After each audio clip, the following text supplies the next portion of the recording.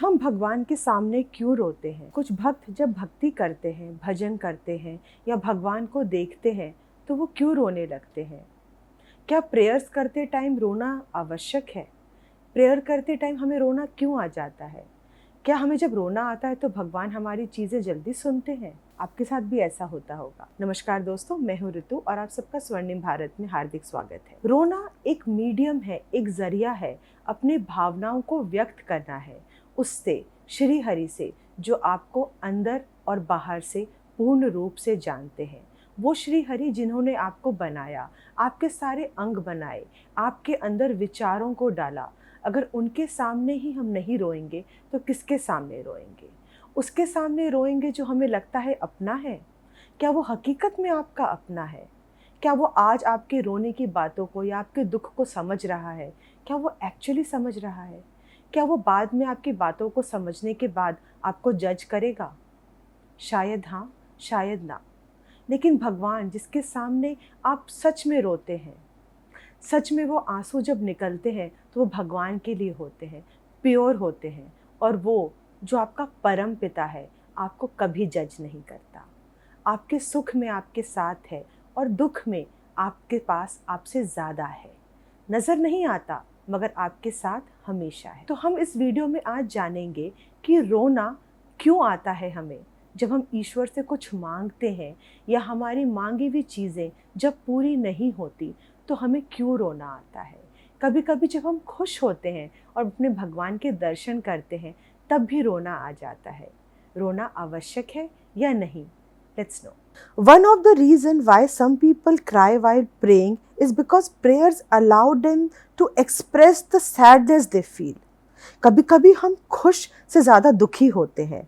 खुश तो कुछ क्षण का होता है और दुख हमें बहुत अधिक लगता है। ऐसा लगता है कभी ख़त्म ही नहीं होगा।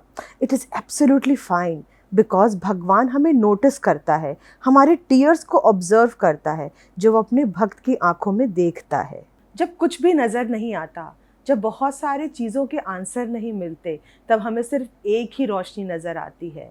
दूर बैठा वो भगवान, अपने मंदिर में बैठा वो ईश्वर हमारे सारे क्वेश्चंस का आंसर करेगा।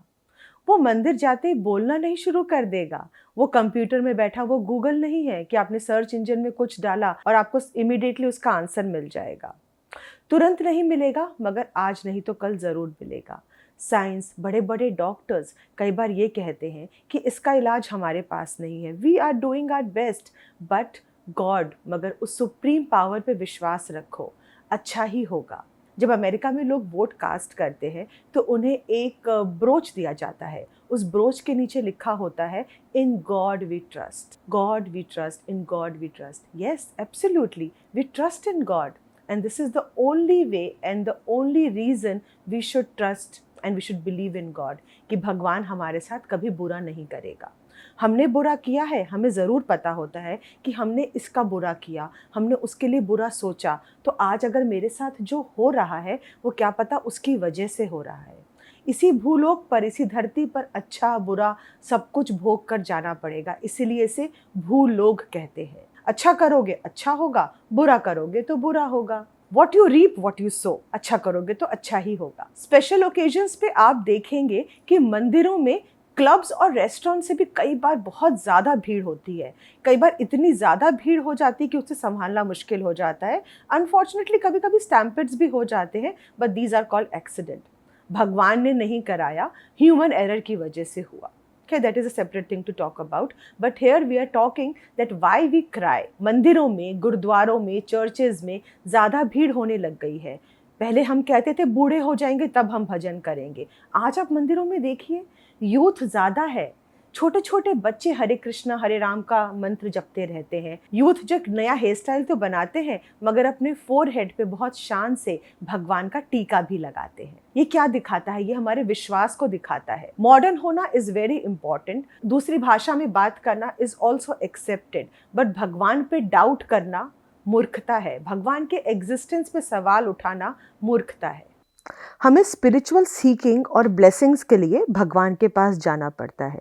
When you are pure to him and you are true to yourself, he will definitely listen to you. Many devotees and pandits believe If crying in front of God happens to you, then you are a very lucky person.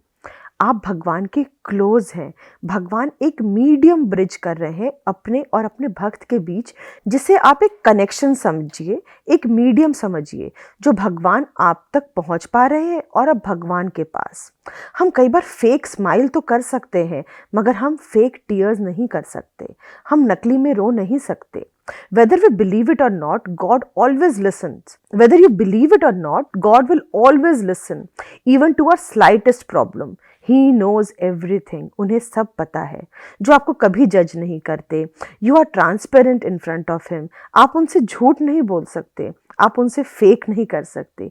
He can read your mind, He can read your heart, and He knows the best for you. Hindi literature में एक बहुत ही महान कवि थे जिनका नाम हरिवंश राय बच्चन था। उनकी एक प्रसिद्ध कविता की एक बहुत ही फेमस लाइन है जो उनके बेटे अमिताभ बच्चन भी काफ़ी बार दोहराते हैं, and I personally believe it is quite true. वो कहते हैं, अगर मन का हो तो अच्छा, और अगर मन का ना हो तो और भी अच्छा। It sounds difficult to understand कि यार मन का तो हुआ नहीं, फिर ये अच्छा कैसे हुआ। It has a deep meaning. Sometimes God will destroy our plans when He sees our plans are going to destroy us.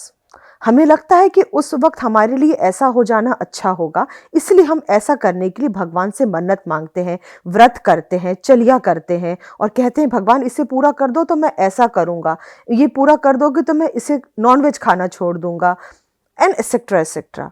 मगर भगवान उस चीज़ को पूरा नहीं करते। कई बार हमें गुस्सा आता है, मैंने इतना कुछ किया, सब कुछ किया, मगर भगवान ने मेरे प्लान्स को डिस्ट्रॉय कर दिया। मगर अल्टीमेटली क्या पता इसमें आपका कुछ भला हो, क्योंकि भगवान नहीं चाहते कि अभी आप जो कर रहे हैं वो आपके लिए सही है या गलत, लेकिन वो जानता है कि क्या पता ये गलत है, इसलिए वो आपके प्लान्स को डिस्ट्रॉय करता है, क्योंकि later your plans currently can destroy you in your future. जो भगवान के भक्त होते हैं उन्हें पता है लोग क्या कहते हैं, वो एक्स्ट्रा ऑर्डिनरी लोग होते हैं। And it's a very famous saying, extraordinary things only happen to extraordinary people.